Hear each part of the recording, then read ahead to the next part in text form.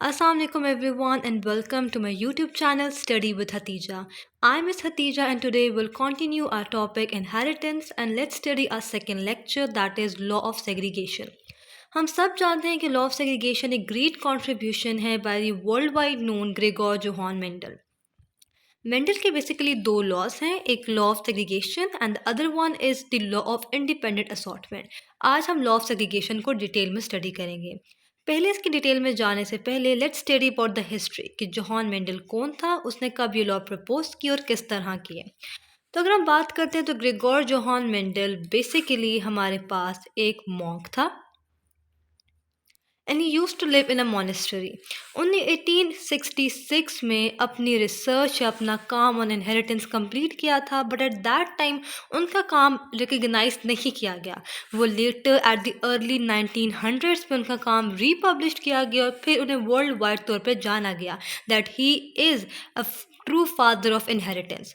अब इनहेरिटेंस का फादर कहना मेंडल को क्यों ज़रूरी है, तो इसके रीजंस क्या हैं. अब एट दैट टाइम इनहेरिटेंस के बारे में बहुत से क्वेश्चन राइज कर रहे थे कि किस तरह करेक्टरिस्टिक्स ट्रांसफ़र हो रही हैं एक जनरेशन से दूसरी जनरेशन पर, बहुत स्टडीज सामने आ रही थी. बट मेंडल ही क्यों सक्सीड किया, तो उनके सक्सेस के कुछ सर्टेन रीजंस थे. अगर पहली मैं बात करूं तो मेरे पास है उनका एक्सपेरिमेंटल ऑर्गेनिज्म. मेंडल ने एक ऐसा एक्सपेरिमेंटल ऑर्गेनिज्म लिया जो उनकी रिसर्च के हर पॉइंट पे पूरा उतरे, और उनका रिसर्च वाला organism experimental organism was none other than a pea plant, pisum sativum. और पी प्लांट को लेने की वजूहात क्या थी, उसे क्यों सेलेक्ट किया गया, तो उस डिफरेंट रीजंस थे. एक तो पहले कि पी प्लांट की लाइफ साइकिल बहुत थोड़ी थी और वो एक साल में 2 दफ़ा कल्टीवेट किया जा सकता था. दूसरा, पी प्लांट एक लार्ज अमाउंट में प्रोड्यूस होता था. एक और हमारे पास आता है कि पी प्लांट पे कॉन्ट्रास्टिंग ट्रेड्स थी, यानी जो उसकी ट्रेड्स हैं वो बहुत कंट्रास्टिंग थी. यानी अगर एक प्लांट शॉर्ट हाइटेड है दूसरा टॉल हाइटेड होगा, एक सीड राउंड है तो दूसरी रिंकल्ड होगी. और अगर मैं इसी की 7 कैरेक्टरिस्टिक्स की बात करूँ जिनको मेंडल ने स्टडी किया, तो they were number 1 seed shape, number 2 seed colour, number 3 pod shape, number 4 pod color, number 5 flower position,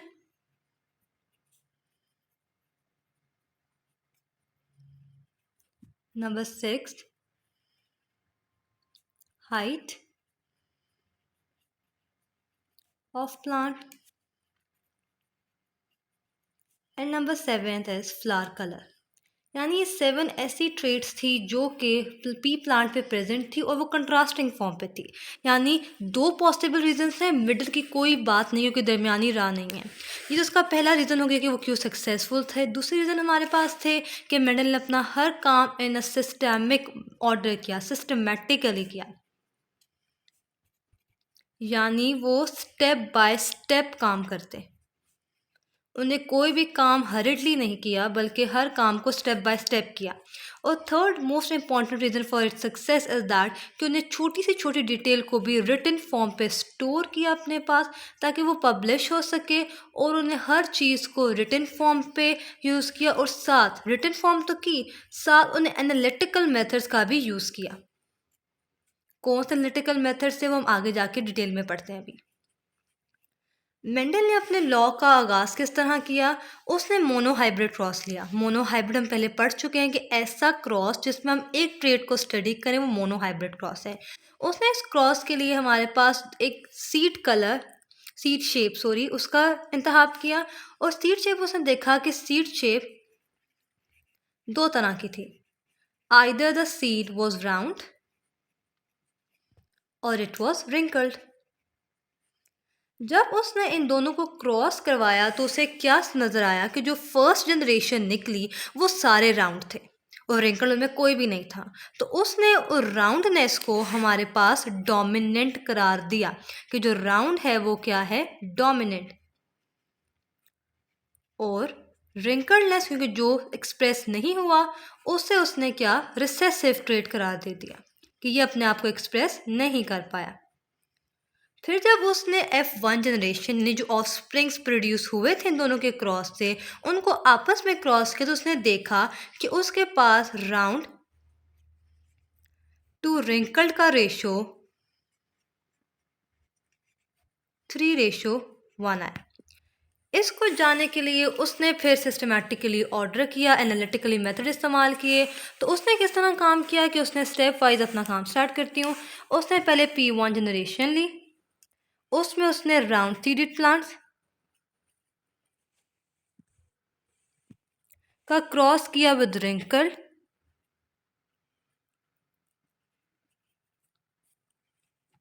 अब क्योंकि मैं बात कर रही हूँ कि जो राउंड है वो डोमिनेंट है तो उनको हम कैपिटल R से, और रिंकल रिसेसिव है और रिसेसिव हमेशा स्मॉल के लेटर से रिप्रेजेंट होते हैं तो उनको मैं स्मॉल r से। उनको डिफ्रेंशिएट करने के लिए मैंने कैपिटल कलर जो है वो डिफरेंट यूज़ किया है, और डोमिनेंट क्योंकि डोमिनेंट अपर केस लेटर से मैंने कैपिटल लेटर इस्तेमाल किया है और रिंकल के स्मॉल केस लेटर। अब जो मेरे पास गमीट बनेंगे तो गमीट कुछ इस तरह से बनेंगे। ये गमीट हमेशा हेप्लॉइड होते हैं तो एक कैपिटल H, हमारे पास गमीट्स बन रहे हैं P1 जनरेशन के,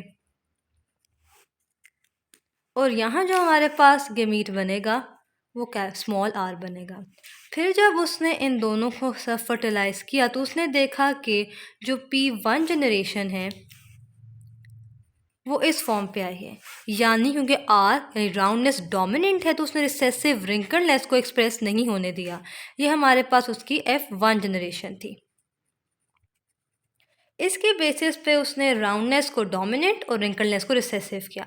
लेकिन फिर बाद में उसने इसी F1 जनरेशन को सेल्फ फर्टिलाइज करने दिया, यानी F1 को F1 से ही क्रॉस करवाया। तो हमारे पास क्या आया, capital R, small r and small r। इस केस में हमारे पास दो तरह के गमीट बनेंगे इन बोथ। एक हमारे पास स्मॉल r का गमीट बनेगा, एक हमारे पास कैपिटल R का गमीट बनेगा। इनको सिंप्लीफाई करने के लिए उसने एक और एनालिटिकल मेथड का इस्तेमाल किया जिसको हम कहते हैं पनेट स्क्वायर।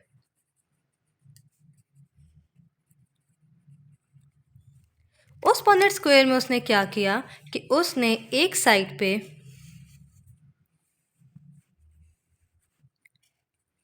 मेल और एक साइड पे फीमेल को अलग कर दिया, यानी हम इसमें कहते हैं कि एक साइड पे एक प्लांट दूसरी साइड पे दूसरा प्लांट है, और फिर उनके क्रॉस का नतीजा निकालने की कोशिश की। तो किस तरह आया, हमारे पास स्मॉल आर, उसने गमीट, ये मेल के गमीट को एक जगह लिख लिया, फीमेल के गमीट को एक जगह। उसने क्या देखा, जब उसने क्रॉस किया तो कैपिटल आर, यानी ये हमारे पास राउंड है,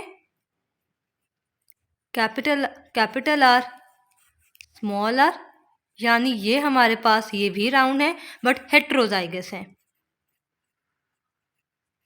फिर कैपिटल आर स्मॉल आर, ये भी राउंड है बट हेट्रोजाइगसली राउंड है। ये होमोजाइगसली राउंड नहीं है, और मैं बता चुकी हूँ कि हेट्रोजाइगस और होमोजाइगस क्या है। और ये मेरे पास स्मॉल आर यानी ये रिंकल थे।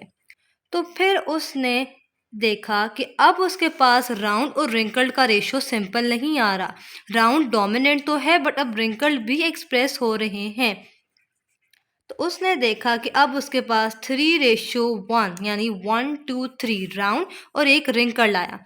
उसने इस कंक्लूजन में पहुंचा कि जो हमारे पास अलील्स हैं वो ड्यूरिंग मेयोसिस सेपरेट होते हैं, गमीट्स पे जाते हैं, और फिर ड्यूरिंग फर्टिलाइजेशन वो दोबारा से आपस में ज्वाइन करते हैं और फिर वापस एक डिप्लॉयड ऑर्गेनिज्म बनता है। अब इस लॉ ऑफ सेग्रीगेशन को थोड़ा सा एक्सप्लेन करने के लिए हम आगे चलते हैं। सो गाइज अब हम पढ़ेंगे लॉ ऑफ सेग्रीगेशन को। जैसे मैंने पहले बताया तो लॉ ऑफ सेग्रीगेशन की अब डेफिनेशन हम लिखें तो हम कैसे लिखेंगे, law of segregation defines that the alleles of each trait segregate, यानी के separate at meiosis, forming gametes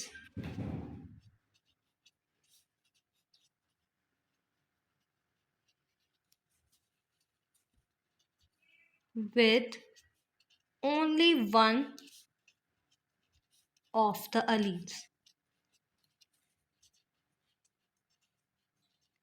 ये हमारे पास हो गया लॉ ऑफ सेग्रीगेशन कि जो अलील्स होती हैं किसी भी ट्रेट की, वो ड्यूरिंग मेयोसिस सेग्रीगेट या सेपरेट करती हैं और गैमीट्स बनाती हैं। हेंस गैमीट्स के अंदर any one of the two alleles जाती हैं, दोनों नहीं जाती। इसलिए हम कहते हैं कि गैमीट हमेशा हैप्लॉइड यानी 1n होता है।